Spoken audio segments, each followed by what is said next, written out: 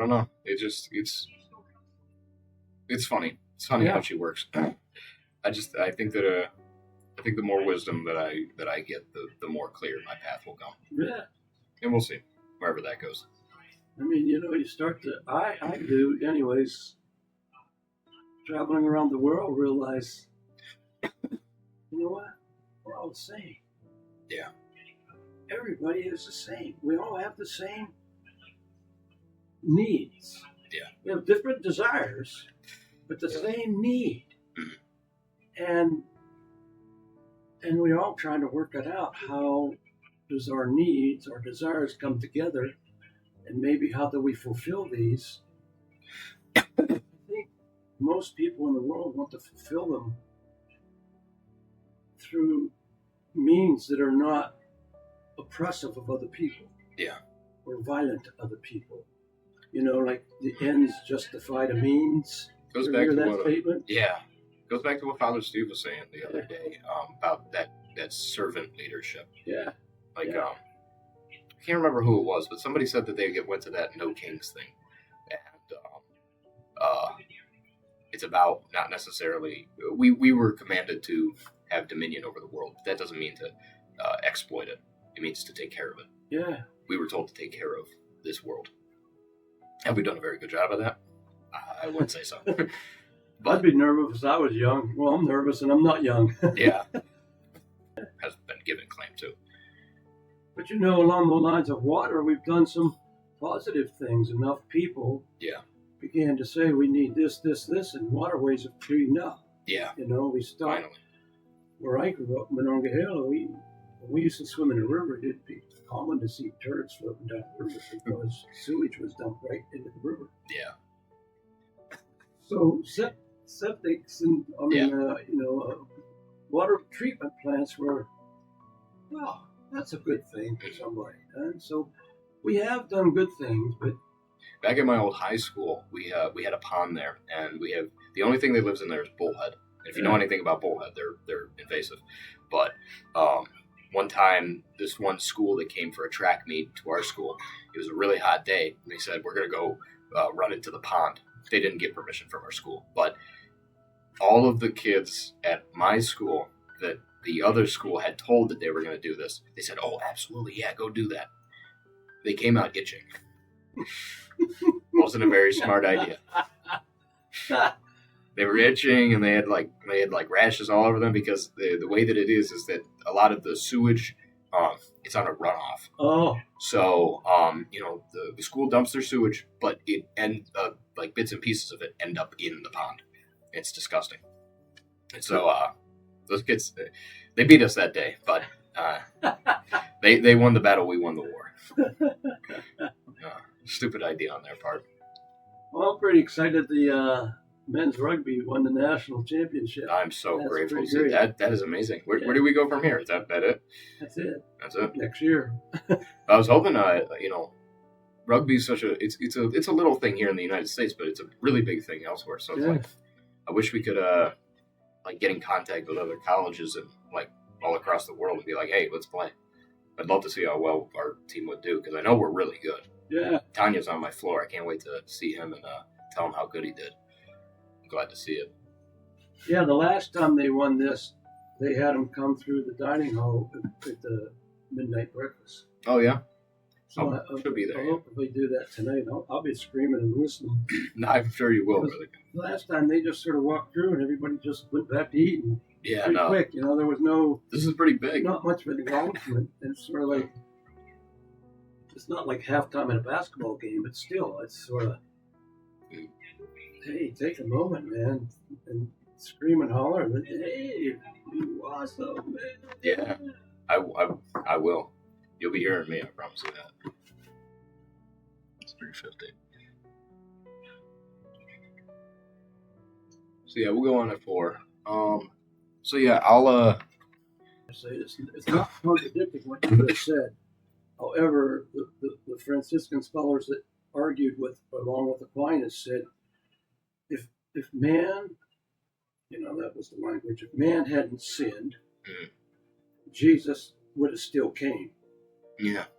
Jesus is not payment. Jesus' love. The ultimate expression of love was the life he lived, Yes. and that life he lived cost him his Life. human life. We do believe that, and that's Catholic doctrine, is that Jesus was divine and human. Yes. Fully human. Both fully natures. God. Yes. And then who really knows what that means? Other than we believe that and accept it, because there's enough people sit around arguing about it and talking, because it really is, that's what it is, argument. Yeah. Aquinas won the day. Yeah. Not Scotus, not Teilhard de Chardin, not mystics, not people who push the envelope about who is this God. And Franciscans, at least me, like, that's when I say mystical side of theology and religion, because image is so important. Yeah. What's my image of God? I think too many people spend too much time trying to explain the Trinity. Okay. Yeah. Like people will say, "Oh, Neapolitan ice cream," but that's wrong. And other people say water, ice, and steam, and that's also wrong. You delve too much in heresy. There's a very simple way of explaining it. The Spirit is fully God. So is God the Father, and so is Jesus. All fully God, but none of them are each other, but all of them are equal. There's not much more that you really need. You don't need the the 3-leaf clover. That's how I explain it to the little first communicants that I taught with my grandmother. That's how I explain it to them. But people spend too much time trying to explain that. Just accept it. There's not much more you can do. Oh yeah, until you want to explore it and find out who is this God that I trust. It's, for me, the Trinity. I accept the Trinity because, again, it's a concept. It's a man-made concept. It's not like some other thing. Yeah. But that concept has this is what I would say would be wisdom. Mm-hmm. It's not right and wrong knowledge. It's just that concept. If you take those three entities, because we say it's three beings in one. Yes. So it's one God, not three gods. Not three gods. So you got these, now it's like, oh my God, what?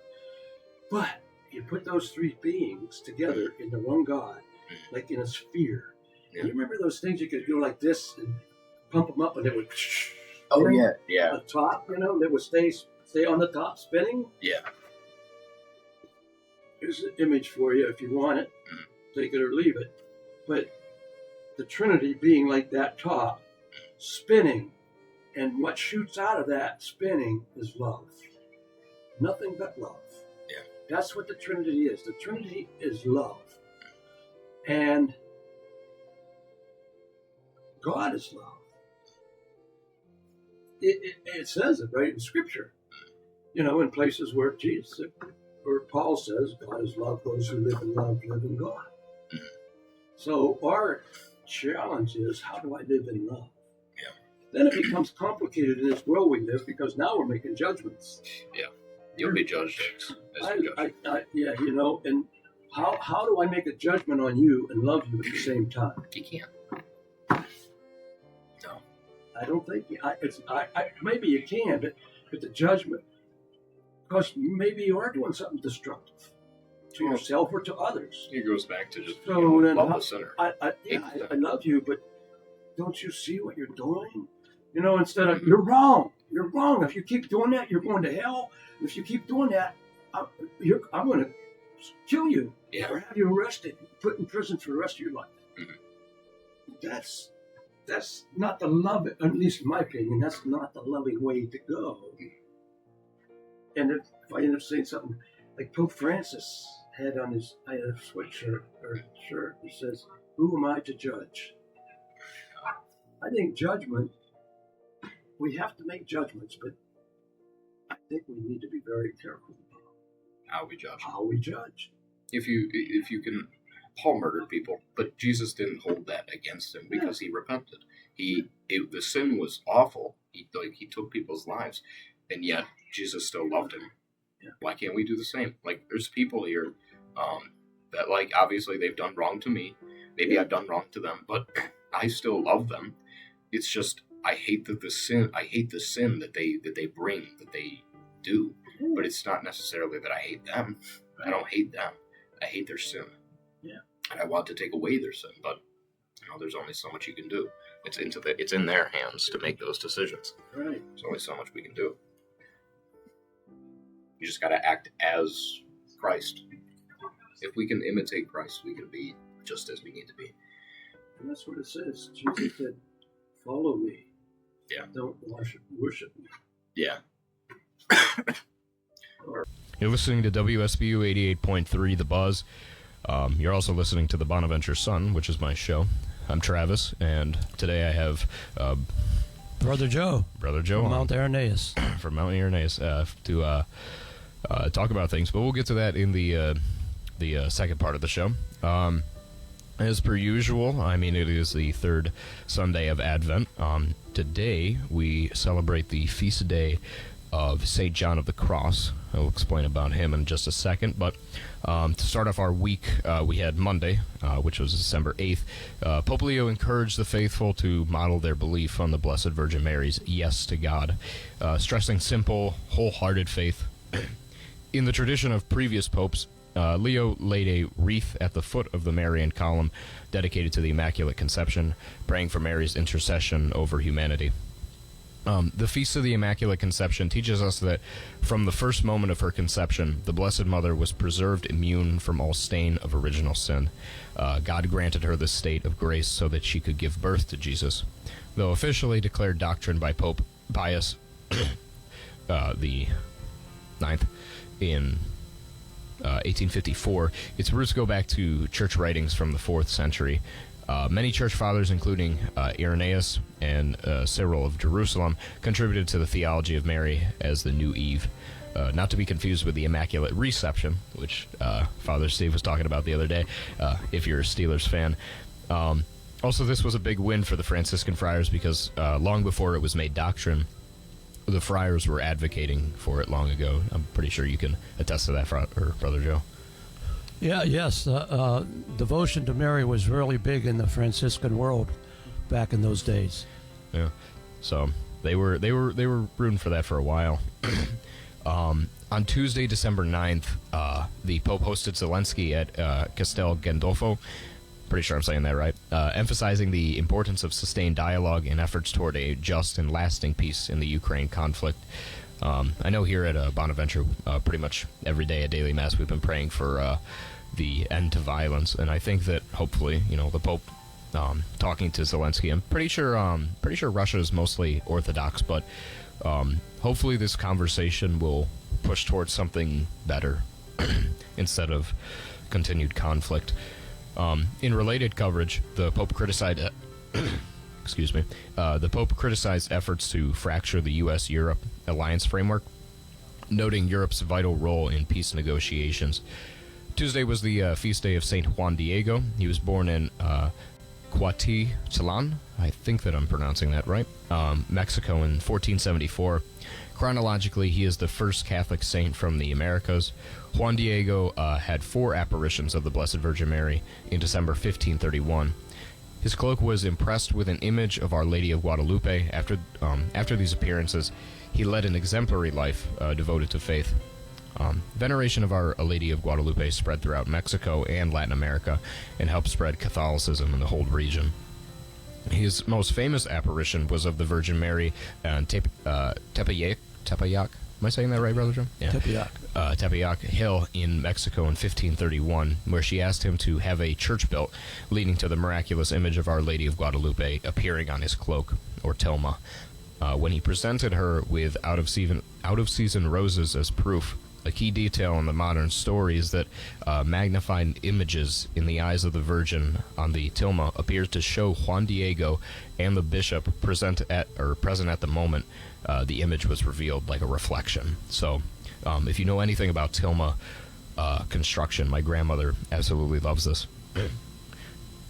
The way that you make it is you can only really print images in a in a large manner. So if you know how like older video games were, you have like 16-bit, 64-bit, like that sort of thing. You have, since the tilma, the way that it's made, you have such small threads. It's very difficult to make very, very small imprints. So the fact that on the tilma there was a reflection of Juan Diego and the bishop on the tilma, studies say that the act of making it like that is almost close to impossible.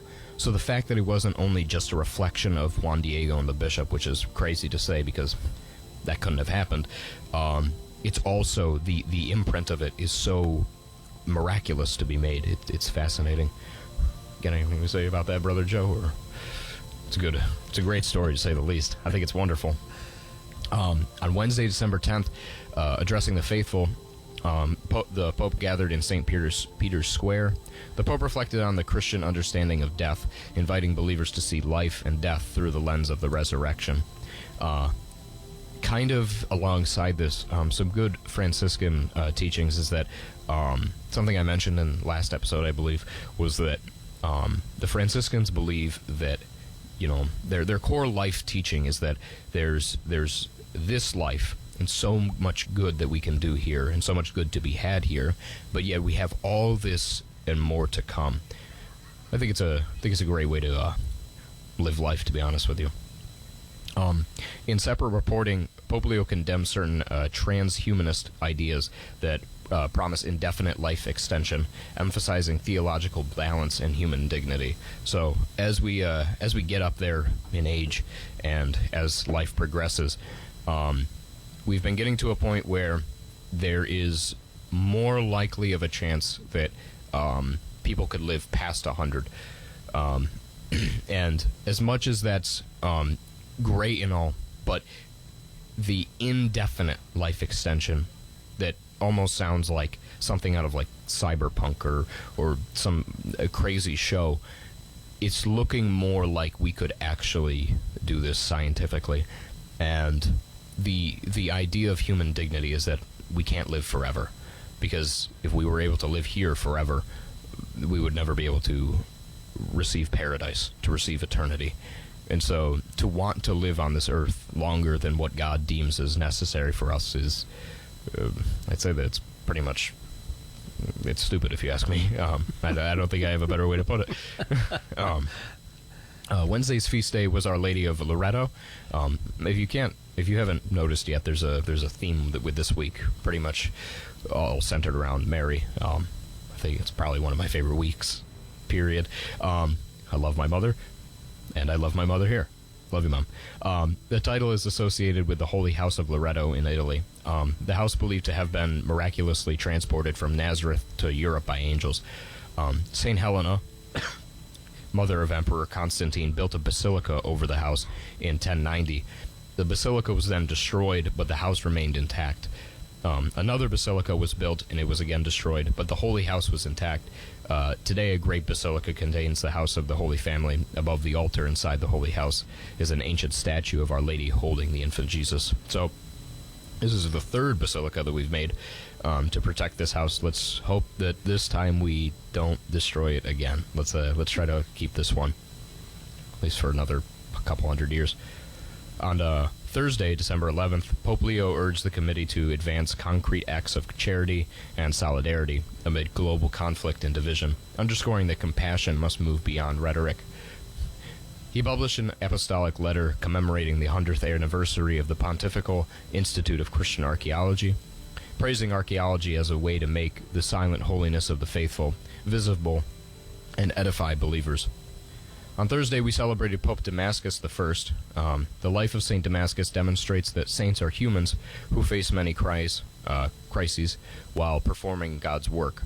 When he was elected pope, the election of an anti-pope, Ursinus, resulted in armed conflicts.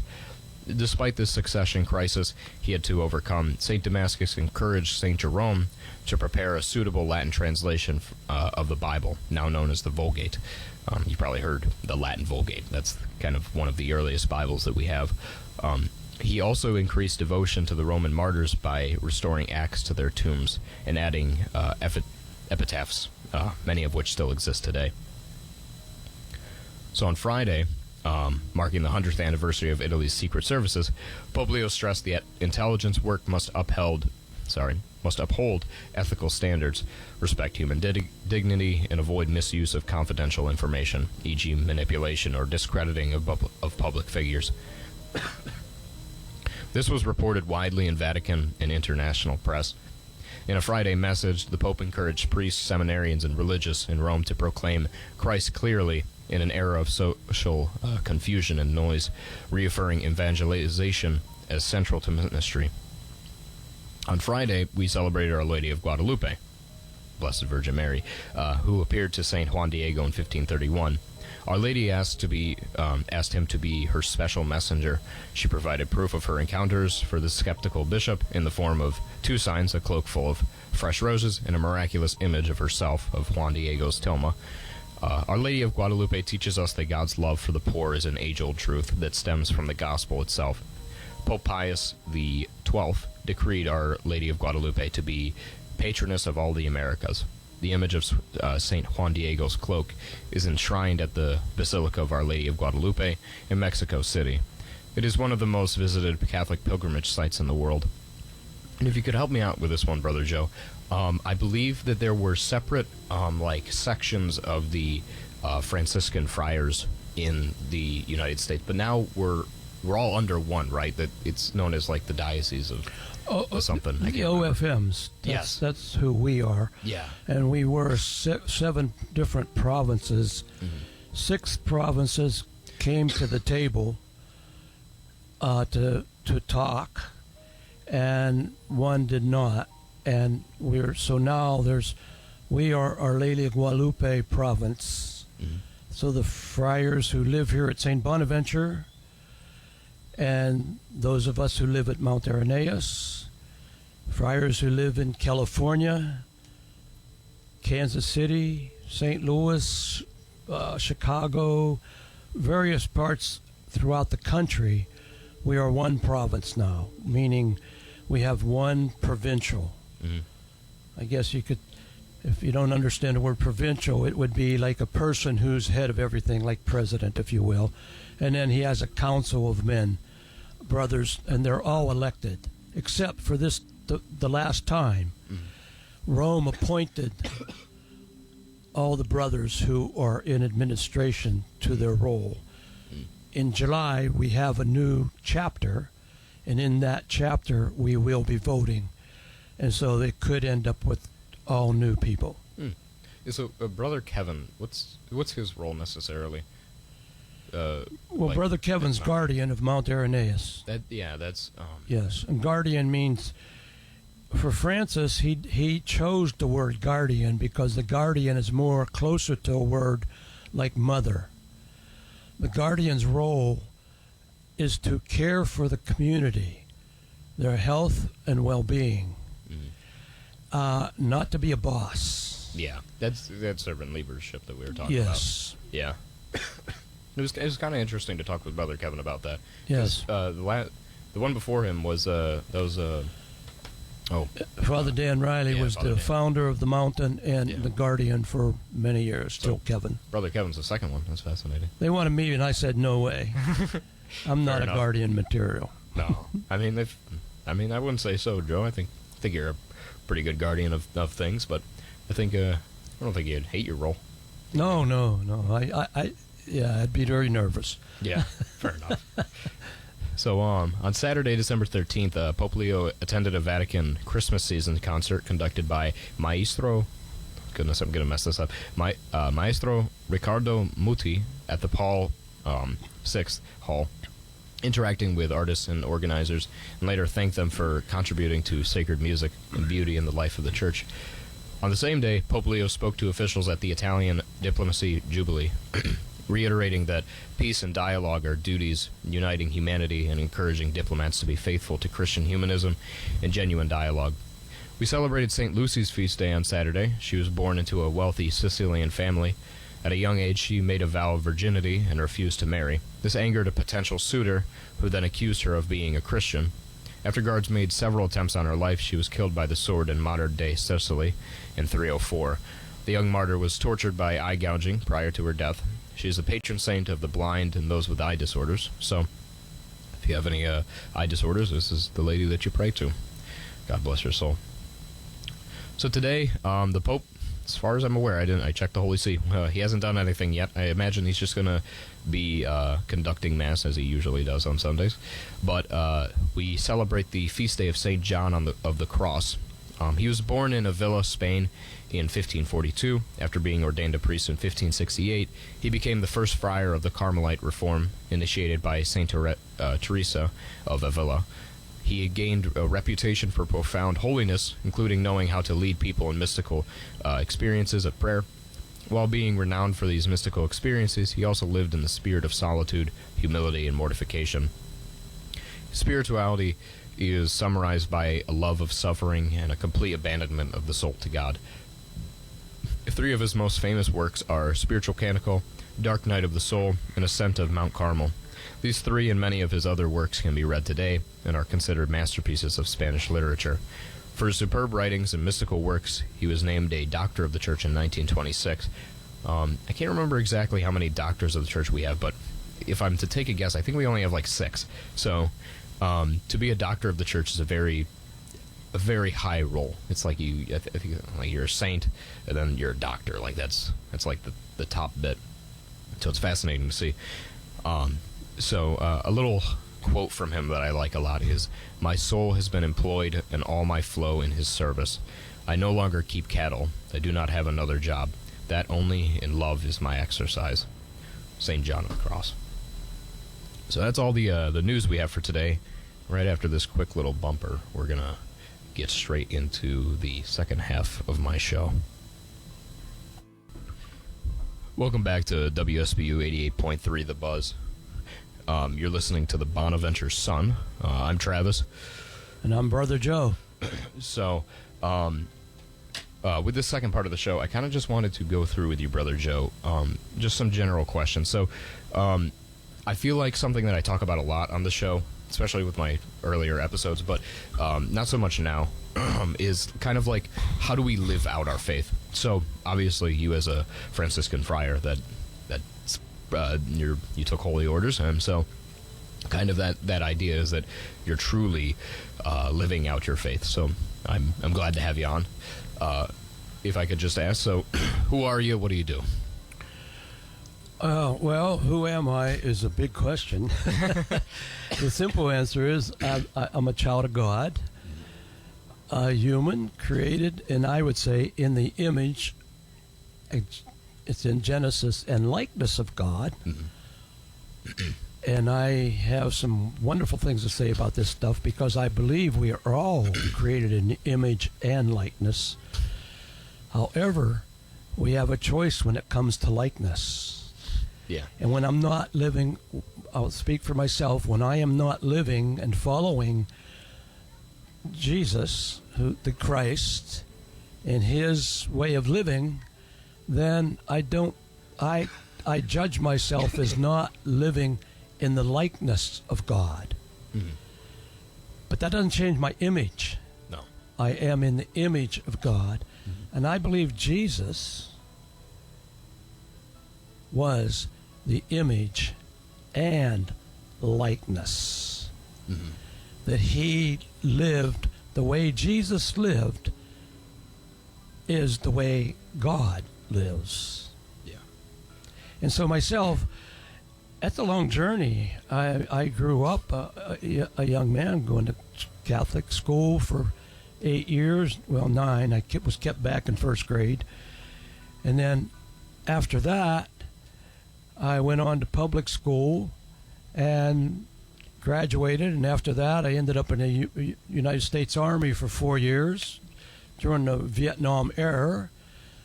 I did not go to Vietnam, and a recruiter convinced me to sign up, which would keep me out of Vietnam, and he was correct. It did that. After 4 years in the military service, I was very happy to get out and moved back and lived in California, traveled around, lived in California, Well, I had some jobs, and then I moved to California. And anyways, my life was going down sort of how should I say it, a road of party. Yeah. And that involved anything that could change one's consciousness to a certain degree. And so that was my life. And then I thought moving to California was going to change all that. It didn't. In California, I met a woman. That was nice. I moved back to Virginia because the job I had ended, and I wasn't going to stay in California, and I was missing the East because family was in the East. So I moved back to Virginia, actually, and was living with a friend because I had nowhere to live. Where do you live in Virginia? First Springfield, Virginia, and then Dale City, Virginia. Oh. Those two places he lived, and he allowed me to live with him. I was born in, I was raised in Woodstock. Oh, Yeah. okay. So it was a very interesting place to be. And so he was gracious to let me live there. And next thing I know, this girl came to visit me because she's from Massachusetts. And next thing I know, I mean, all this happened over time, but it seemed really quick. So the way I'm saying it is how it seemed, even though it took a lot longer. We were engaged. And then through a very painful experience, that engagement fell apart. And I was devastated because I never thought I was going to get married, because my experience of what marriage was through my family was nothing that I wanted anything to do with. Life was way too short to be dealing with that. So when I was engaged, I was pretty excited. People noticed the difference in me where I worked. They said, "Why are you so different?" So they noticed. So anyways, that fell through. And then God began to work God's charm. I guess God already was working, but God began to work God's charm on me.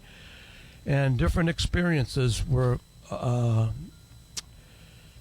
touching me in ways. There was a friar, Franciscan friar, his name was Kevin Cronin, who was always bothering me. I considered it a bother.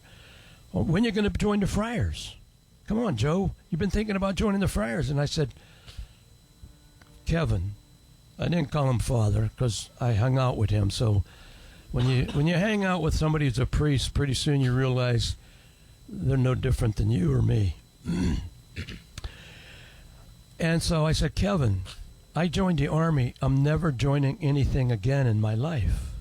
He said, well, okay then. I won't bother you no more. I said, good. And then I had an experience with a beggar. That experience led me to prayer.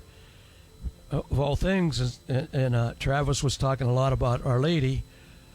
I prayed the rosary at the time a lot. It was my favorite prayer. It's still a very wonderful prayer of mine. I don't pray it as often as I used to, but to meditate on the decades. So when you get to the first joyful decade, or decade, however you say it, it's the Annunciation. So I would say, okay, come on, God. You know, how are you announcing things to me? I don't see no angels. There's no angels coming up to me like Mary and saying, hey, hell, Joseph, you're about to have this happen to you. Yeah. Well, if we take that story as it is, then Mary, somehow God spoke to Mary. Well, so that's how I would pray the decade. And then I would listen. And I heard 3 times in a row, God said, because I had this same prayer I always used. And part of it was, God, I just want to give my life to you. And I heard 3 times in a row, that's not true. So I said, oh, I better listen. Well, I ended up listening. And what I got when I listened was, I couldn't, because this beggar was asking me for money, and he became the metaphor of this prayer. And I told him no after I gave him half of what I had. And because I don't want to be too long-winded here, which is, you know. So I'm cutting corners a little bit. So going forward and backwards. But anyways, what I heard then in the prayer was, you could have gave that beggar your other $2, because I only had $4. because there were little old ladies who'd like to give me money. Always. If I ran into them in the church lobby, they were always wanting to give me like $1 or $2. And if I didn't accept it, they would get all uppity and say, make a scene. And I'm like, wow, I got long hair, a long beard. I can't be having some old lady make a scene out of me in the church lobby. I'll be going to jail. So I learned how to say thank you and accept the money. And that became like very powerful metaphor for me. So I was selling pretzels in the street of Boston, Massachusetts at the time, and I put my pretzel bike out. It wasn't mine. I would go to a place and get the bike, and then I'd pedal it downtown Boston and put it outside what's called St. Anthony's Shrine Church. And there's a big giant crucifix on the outside, and I would look at that crucifix and say, oh. And as an introvert, I didn't talk to people about changing, making a decision. I process it internally. Yeah. So that's really what introverts do. They process things internally. And so that never went away for 2 weeks. So I said, okay, God, I'll call the vocation director, thinking, yeah, I'll just get this over with, because I did not have a college degree. I did not have a particular skill like an electrician or a plumber or anything. If you ask me what I called myself, I would say a tramp. And now in today's world, in our culture, tramp is not a good word. No. The word tramp for me was a European word, which people in Europe, young people in Europe, were encouraged to hitchhike around Europe, because that's how you gained education, experiential education of people. Mostly good, not all, because sometimes you pick up people that want to do you harm. Yeah. But so I considered myself a tramp, and I hitchhiked before this little experience for a lot of years, like 8 years, all around the country. Well, I went in to talk to vocation director, and he said, well, whatever he said, I can't remember, but at the end of the interview, he said, well, I think it could work for us and for you. If you want to continue the process, let me know. So I said, well, okay. Continuing the process meant that now I would get a battery of psychological tests that I had to take. And so I took all those tests, and then I had to go. I didn't have a car then.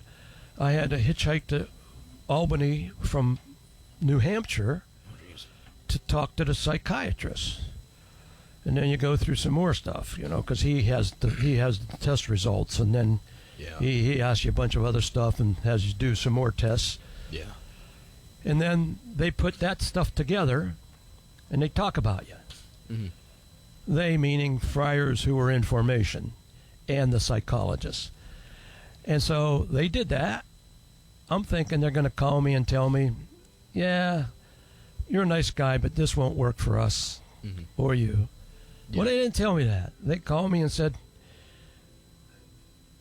we think this will work for you, and we think it'll work for us. So if you like it, you need to show up in the Bronx, New York on, I can't remember the dates, I'm terrible with dates, but I think it was July, sometime in July. I did, and that was in 1982. No. Yeah, I think 1982. See, I can't even remember when I started this thing. And that was, and I've been a friar since. And, I've been at the mountains basically for my one and only assignment. Wow. Well, I gotta ask, what about the woman that you were engaged to? Do you keep in contact with her, or how's she doing? I did a little bit. That retreat I told you about, or no? I was talking to some other people. I didn't tell you about a retreat, did I? You might have. Did I? Maybe at the mountain. Not on. Okay, but anyways, I ended up on a retreat that brought me back to practicing my faith because I wasn't practicing my faith as a Catholic. Mm-hmm. I was Catholic. Mm-hmm. I was not going seeking another tradition, Protestant church or anything, or another Buddhism or Hinduism or no. I was my understanding of God was through Catholicism, and I had no desire to change that. And on that retreat, she invited all these people, and there's this thing called a hoot nanny. Oh. What it is this retreat is a week-long retreat. It was called Techs Encounter Christ or Teens Encounter Christ. I was 29 years old, 19. Thinking, I ain't doing this. This is nuts. I can't be with a bunch of people who still live at home with their parents. Yeah. We're not going to have nothing to talk about. Mm-hmm. And the Sister Muriel Geisler said to me, who ran the retreats, Joe, she said, look, you might not get anything out of this, but you got a lot to offer. Yeah. I'm still insecure. I still do not look at myself with the dignity that I look at other people. Yeah. And that's a problem. It's not a good thing. So I'm not saying that's a good thing. No. I'm saying I'm still learning that. I'm going to be 78 in January, and I'm still learning that. So don't think you get it just like bingo. No, you don't. So anyways, I went on that retreat, and on that retreat, I realized this woman was responsible for all these people being there. Yeah. And so at that moment and that time, I said to her, I know why we didn't get married. She said, well, tell me. Well, both of us lived a life was not a life of commitment. That's the best way of saying it. I'd rather not go into the whole story. No, you're fine. But we weren't a life of commitment. If you're going to be getting married to somebody, you should really be thinking about commitment. Yeah. It's a very important part. It's not just romance. And so I try to keep in touch with her a little bit, but not too. I go to Colorado to climb mountains. Some part of the year she lives in Colorado in Golden.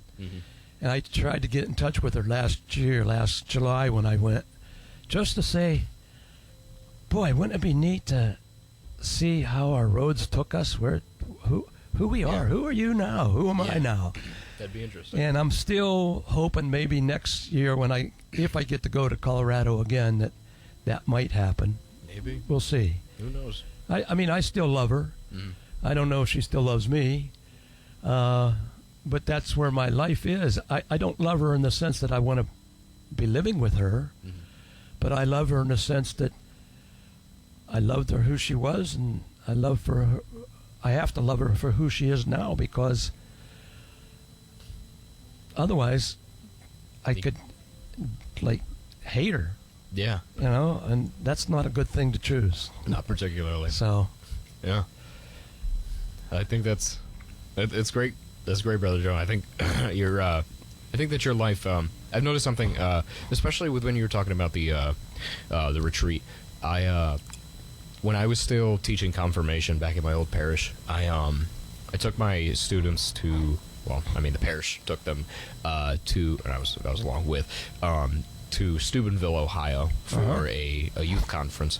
And something that I realized is that even though a lot of the stuff that they talked about and stuff, like, it was already stuff that I knew. It was conversations that I was firm in understanding. But when I saw these kids, we'd go to these like little talks throughout the day, and then afterwards we talk about it amongst our group.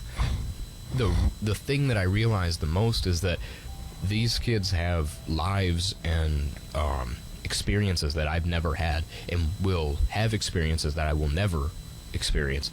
And there's so much to learn about that. I realized that, especially when they'd sit down and they'd talk to me and they'd ask me questions and stuff, I realized I'm learning more from them than they're learning from me. And so, even though I'm helping them as much as I possibly can, I'm learning so much myself. Yeah. And I owe everything to them, to be honest with you, because I wouldn't be in this discernment process if not for them. I don't know where I'd be if not for them. So, To cycle back to something that we talked about on the mountain, we were having this conversation about what it means to be pro-life, which in your sense means anti-war and anti-death penalty. So to kind of go into this again, this is not a political show, but this is Catholicism, this is morality, this is love, and so these conversations eventually need to be had. And so if I could ask you, Brother Joe, what is your stance on abortion? It's a hard question, because the question sets it up.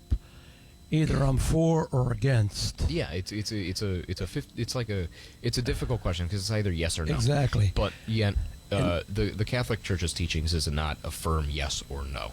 But if I were to put kind of a scenario, there's this person who is maybe 30 years old. They're doing quite well for themselves, but they don't want to be a parent. What does that mean? It means they should take all the precautions not to have that happen. Exactly. And that's kind of I think in that situation, if the person did not take other precautions and became pregnant, my personal feelings are, and I would not want to judge this person. I wouldn't either. But my personal feelings would be, if I knew the person and I was in conversation with them, I would say that's not the best choice. No. A lot of the things that I've noticed a lot in life is that a lot of people, they forget that, well, first of all, they forget that there's something called adoption. I mean, I know many Catholic priests that run beautiful adoption centers for kids that are in need. And it doesn't mean, even if you, I have this kid, it doesn't mean that you have to keep it. And then also another thing is there's always this conversation that, I've been asked about this a million times as soon as I got on campus, because again, this is a Catholic campus.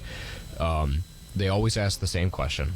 If you have to let the mother die in order to save the child, or you can save the mother and kill the child, what do you choose? And usually my answer to that is it's never 50-50. It is never truly either you save one and the other dies. It's never like that. It's probably maybe like a 0.01% chance. Most of the people that I've talked to that have had abortions and they have gone through these things, they always say that it was because they just didn't want to be mothers, or they didn't want to be fathers on the other end. And so I try to avoid the conversation, because it always leads down a path of either you hate me or you love me, in that sense. But it's never a yes or a no conversation. But it's a conversation that eventually does have to happen. And if you're planning on having a kid, you have to have these conversations with your significant other, because another thing is, well, what if I'm in labor and you have to choose? It's either the kid or me. What are you going to choose? And I hate that conversation, because it's like it's not as if it's just bam, you're right there.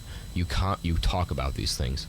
My mother personally would say that she would have, if it came down to it, because my sister, when she was in the womb, she had tied her umbilical cord around her neck. Wow. And so my mom had to get an emergency C-section. And so the idea is that in that, my mom was at risk for not being able to live. But she said in that moment, throughout her entire pregnancy, she said if that ever came to that, she would gladly give up her life for my sister. And so kind of my thought is that, again, I'm not a woman, so I can't say that I would make that decision. But as I stand now, I think that a hypothetical, if I were to be able to give up my life right now for any child that is about to go through an abortion, I would, because kind of the thought is that it's a perfect being. It may have original sin, but there's nothing wrong inherently about it. It hasn't done anything wrong. It's a perfect creature in God's image. And if I've lived 18 years, it's better that I've done all that I can for here. If I were to be able to give my life for something that has a chance at life, I think I would. And so I don't know what you think about that, Joe, but I mean... Yeah, for me, the difficulty of it is, we get caught into these conversations. People ask these questions, and they're really not fair questions at all. No. Because you do not know. What you just said, if it came down to it and it was happening, Yeah. maybe you would do what you just said. Maybe you wouldn't, I can't say because these things are situational, that. Yeah. and that's the wisdom of life. And I believe, as I was saying to you earlier, the Pope Francis had that church that said, "Who am I to judge?" Yeah. Because he had a wisdom. What I mean by wisdom, knowing enough life experience or paying attention to life. It doesn't come just with age. It comes with whatever age one is. Yeah. And I believe that. And just a quick story. This might be humorous to people. I think it's. I won't get in trouble saying it. But anyways, when I lived in California, well, you don't know. But anyways, I didn't wear pajamas to bed. Let me leave it at that. And I always said, if there's ever a fire, I'm going to run right out of here, man. I ain't going to stay in the building. No way am I going to stick around. Well, my roommate caught the house on fire. Her room was right next to mine. Mm-hmm. And I had 4 roommates, 3 guys and 1 girl. Mm-hmm. And the girl had a really nice room, but she liked to burn candles. Oh, jeez. And she burnt this candle right above her bed. Mm-hmm. She lit it and went out of the bedroom. Mm-hmm. And so the candle melted wax onto the bed and pretty soon started smoldering the bed. And then she had these beautiful things hanging, curtains hanging that had fringe. Mm-hmm. Well, this fringe was very flammable. Oh, yeah. Boom, up and fire it goes. So my other roommate knocks on the door and says, Joe, the house is on fire. I'm like, oh, God. I got my clothes on before I ran out the house. Yeah. Even though I always said I would never do that. Yeah. I'd be out of the house. So for me, it's as simple as well, it wasn't so silly that she caught the house on fire. It didn't burn down. We had to get kicked out, though. But no one got hurt. Thank goodness. But, think about your own life, and when you say these things, it's situational. Be careful, because you don't know. You literally don't know. And I know stories of people. I don't know the people personally, but people who I know and trust me shared stories of people who were, let's say, against abortion in every way, no matter what. Mm-hmm. Rape, incest, you name it. No, you can't have an abortion. Mm-hmm. And then their child gets pregnant, and they say, do not come home until you have an abortion. Yeah. So you really don't. You don't know. You don't know. When it hits home, you never know how you're going to act. And sometimes you take the time to think about it, and sometimes you just react. You got to act as if what we were talking Where's about. the love? What we were talking about before the show, you got to act like Christ. Yes. Imitate him. If it's a decision that he would make, then that's what it is. You have to pray on these things. You don't choose it. Right. You put it in God's hands. Yeah. And what did he do with the woman who was supposedly caught in adultery, and they were going to stone her, and he well, he didn't steal there. He knelt down and was playing in the dirt. Yeah. Maybe you got to play in the dirt. Then he says, "Who without sin cast the first stone?" And then he plays with the dirt some more and looks up, and everyone's gone. Yeah. It's like that's Christ-like. How am I supposed to act like that? Yeah. How do we learn to act like that? Yeah. Maybe got to play. It's the challenge to us as if we want to call ourselves followers of Jesus. Yeah. So, why do you think people support war and like the death penalty? If you were to kind of like sum it up, it's a tough question. Oh, gee, if I had to use one word, revenge. You think so? Death penalty for sure. That. So I'll take them one at a time. Death penalty is nothing more than revenge. Yeah. Death penalty is premeditated murder. And that's what it is. You could argue with me and say, no, it's not. It's the right thing to do. Well, doesn't take away. It's premeditated. What's premeditated mean? You think about it. Think about it. What's that mean? It means you're thinking about taking this person's life. So the death penalty is only that. Yeah. Secondly, it does really not give you, at least in my, excuse me, my sense of who we are as human beings created in the image and likeness of Christ, it does not give us, what it gives us is good, that person's gone. Yeah. That's revenge. But it doesn't change the past. It doesn't bring healing in your heart. It doesn't bring whoever you know was murdered by that person back. Yeah. So what does it do to you as a human being? I believe only harm. Lots of room for argument there. Yeah, that was my speech and public speaking, and most of it, I didn't convince most people. But there are some people who will do violence and like kill somebody. There's evidence of this because they want to commit suicide. They're afraid to commit suicide. So if they kill somebody, they know the state will take their life. Yeah. And you become part of that circle if you're saying, I want them. Yeah. War, I think, why do we go to war? How do we end up in a war? Well, I'm not the biggest historian, so those of you who are historians should read up on it and see how we got into World War I, World War II. Yeah. We didn't just jump in there. No. There were circumstances and circumstances and circumstances, and then, Pearl Harbor on December 7th, which we just celebrated not too long ago, happened. Yeah. There we go. We're right into the war. And it's revenge. Yeah. And in the war of Vietnam, when I was in the military, Vietnam was totally escalated. It was happening big time. Yeah. And what did the troops in Vietnam call the Vietnamese? What they call them? Gooks. It's the same as the N-word with blacks. It's not a good word. It's a terrible. What it does, it dehumanizes people.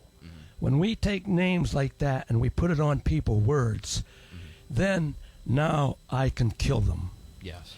If you look at the racial issues in this country and go back, even today actually, but if you go back, particularly when the N-word was big, that's what people were doing. Yeah. When they used that word, they had no problem lynching somebody for no reason other than their color. It was the same with the Jews in the Holocaust. Yeah, and I just heard on the news today, over in Switzerland or Sweden, the Jewish people were praying and celebrating one of the feasts. Somebody came in with a gun, shot up a whole bunch. There was thousands of people there. Yeah. Luckily, that's terrible to say, but 2 people were fatal, and they injured a bunch of others. Yeah. You can't, nobody, in my personal opinion, no person in their right mind can actively kill somebody without not being in the right state of mind. I agree. So the fact of the matter is that when we go to war, like as you said with the Vietnamese, we put these words, and the way that we do it is you actively make these people seem to not be human. Right. They convinced the Nazi soldiers that these weren't human. They were evil creatures, not human. Yeah. And so when you place this new level of dehumanization on them, so what if you kill them? It's no better than a pig or a cow or whatever else. It's not human, and so why should you care? Yeah. So what do you think we can do as Christians to counteract these things? That's enough tough one too. Yeah. I think we need to be loving people. I think we need to pay attention to our judgments, because sometimes that's where we get it when we're with these things. Yeah. You tell me you did something. Well, just back with the abortion issue, you come up to me and say, "I'm pregnant. I'm going to have an abortion because I'm friends with you, but otherwise I wouldn't share that with you." Yeah. and you say, that's wrong. That's wrong. You get terribly, terribly strong instead of trying to hear me out and see where I'm at and help me. Because that's just one issue. Yeah. I think that, but that's not simple, but it's an issue where I think it can go into everything. Well, another thing is like at a lower level is that in order to bring people to the church, you don't say, "Oh, you're a sinner, you're terrible, you need to come here." You invite them and you're kind to it. You're not going to convince that person to not get an abortion unless you're kind to them and say, "I don't agree with this, but I love you. Yeah. And I don't think you should." But you don't yell and scream at them, "You're a terrible person for doing this." Because, I mean, every sin in God's eyes is equal. And so, I mean, except blasphemy of the Holy Spirit, but that's a whole other conversation. Every sin detracts us from God. And so if you, the other day, lied to somebody, what better are you? It's still sin. You're still just as bad as that person that might be getting an abortion, because God just sees all of it as you detaching yourself from him. Yeah. So that's not how you get them to not. You don't yell at them. You ever hear that cliche, there go I, but for the grace of God? Yeah. Now, I used to think, oh, isn't that easy? That's nice, easy to say. Good for you, easy for you to say. Yeah. But I do believe there's truth in that cliche, because if you think about it, there go I, but for the grace of God. It means what is grace? I think grace is God. I don't have a definition of it, but for me, grace is God operating in my life. Yeah. Even in my little bit of the story I shared of my life, how I ended up in the Friars, that was grace, because I could have ended up not being open to God. Grace is a mystery, but if it's there in my being and I'm accepting it, because I think we all have it, but if we can turn it away, we can choose not to let it be functioning. Yeah. And so any of us are capable of getting a gun and going down and doing some damage to people. Yeah. Any of us. Any of us are capable of crashing a car. I've had thoughts where I'm driving down the highway and I'm thinking, or through a city, what's keeping me from just driving on the sidewalk and running over these people? I mean, that's a creepy thought. Then I say, what am I thinking? Don't be thinking those things. Yeah. But something is stopping me from doing that. Yeah. I call that grace. That means grace calls me to love. Yeah. I'm not going to do harm to somebody because I just, whatever. Yeah. I don't like them. I don't like what they're doing. They're protesting something I like. Yeah. So I'm going to run into them. On and on. I mean, just look at the news, pay attention to the news a little bit, and you can't miss it. No. But we could do that. I could do that. Let me speak for myself. I could do that. Yeah. And I know that, except God's grace is in my life. Yeah. So. That's good. Yeah. I think, I mean, I can't say that I haven't had the occasional thought like that. I mean, obviously, you don't act down the thoughts. It happens. Satan puts things in your head. Do this, do that. He plants seeds, but it's about just uprooting them and tossing them out. Yeah. That's life. So, I mean, honestly, Joe, I don't have any other questions for you. I think that was great. To kind of end out the show, so it's Advent. I love Advent. You like Advent, Joe? I've always had trouble with Advent. Really? Yeah, I don't know why. It's but I guess there's more prayer happening in my life this Advent than perhaps others. Some devotional stuff. We had Stations of the Cross at the mountain. Oh yeah. Some things that people want to do. So yeah, love that. And I guess it's like Advent should be all the time. I think so too. Because I should always be preparing for Christ to come into my life. Yeah. Even though Christ is there, but I don't see him all the time. Yeah. Yeah. If I could, there's a prayer of St. Francis for me that's a very powerful prayer that might fit Advent. I don't know if it'll be Advent. Let me share it with you. Maybe you know it. Now, which I'll forget how to say it. Best you can do. Most high and glorious God, enlighten the darkness of my heart, and give me, and Francis, this is Francis's prayer, and give me right faith, certain hope, and perfect charity, with wisdom and understanding of your holy and true will. Yeah. That's St. Francis's prayer. Thank you, St. Francis. I mean, you're a Franciscan. You follow Yeah. that, so I think that's great.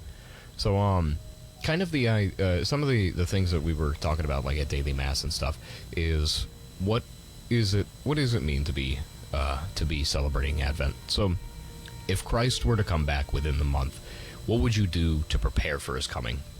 I mean, personally, I would go to confession and read my Bible like a maniac, but Pastor Bob on TikTok might claim to know that Christ is coming next year, June 27th at 3 p.m., but the sad truth is... It hasn't happened yet. The sad truth is he doesn't. Matthew 24:36 states that you do not know the day nor hour. So stay vigilant in your faith. Now, I suppose it wouldn't be the worst thing to study your Bible like a maniac, and it certainly doesn't hurt to go to confession, because you should. The other day, one of my friends, I said, you should go to confession. He's like, for what? I'm like, for what? It was the funniest thing. But you should. But we have commitments and duties to our friends, family, school, work. But we can't all of a sudden drop all of that to pursue Christ. Many people in the past have done this before, but to the normal working person, it's completely out of reach. Some people's calling is to serve others in a way that doesn't directly involve Christ, but by doing their work, they bring people to Christ, like acting your faith out. So, what's the point I'm trying to make? Now, this may sound like hypocrisy, because I just put down the idea that Pastor Bob knows that God is coming back, but I tell you this now. He is coming back, and we have less than a month.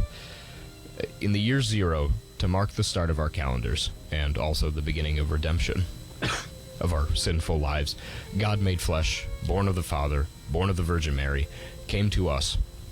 We celebrate this day every year because every year we celebrate Jesus' birth, as if he's being born again.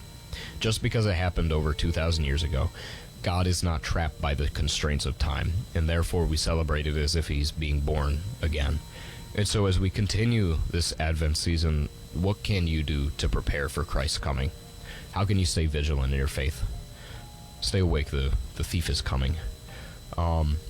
We had a reading today from James 5:7 through 10, and I think that the idea with it is that patience is a virtue. We've always heard that, but I call back to what I said earlier. What are you doing in preparation of God's coming? Can you prepare yourself with both the early and late rains before God comes once again? So as we commence the third Sunday of Advent and everything else that we're doing, today is Bonaventure's Christmas. Brother Joe knows this, but today we celebrate Christmas today, at 7 p.m. So if you're a student, come to Mass at 7 p.m., and then afterwards we have Blessing of the Brains at 9:30 in the Hickey Dining Hall, and then following this we have late night breakfast at 10 p.m. No meal swipes necessary. So in all things, I mean, I hope you all have a Merry Christmas. Merry Christmas, Joe. Thank you. And I thought this was a wonderful show. I'm very happy to have had you on, Brother Joe. I think that a lot of things we talk about had a lot of relevance today. I should say that I do post all these videos on YouTube, so if you want to go to that and rewatch this one, or if you're listening to it live, or if you're not, rewatch this one, rewatch any of the other shows I had. That would be wonderful. I hope you all have a Merry Christmas. God bless you all. And Felicem Natalam Christi, which means Merry Christmas. Christ has come. Brother Joe, if you got anything else to say? I mean... No, I would just, when you was asking that question about Advent, and how if I knew Jesus was coming, or if I didn't even know, or somehow... Anyways, I think if I was loving... If he just showed up right here in this room, and I'm experiencing a relationship, and I'm acting in a loving way with you, then cool beans. Cool beans. If I'm not, if I'm thinking about violence or whacking you, It's not cold beans. No. And I think that would be, I don't know if that's judgment from God's part, but I'd much prefer to be in that loving place. So my Advent is to try to be, I drink out of a coffee cup that says, be kind. And some people have been teasing me, and I said, well, it helps me. Yeah. So Reminds you whatever every day. helps you to be kind, not judgmental, and loving, Do it. that's Advent. Yeah. That's Advent. Because then you are Christ-like. Yeah. That's what we need to achieve. So, yeah, I mean, it's 5:01, so that means the show's over. So, God bless you all. Merry Christmas. Joe. Merry Christmas to you all, too. I've been Travis, I've been Brother Joe. and I hope you all have a wonderful rest of your day and a Merry Christmas.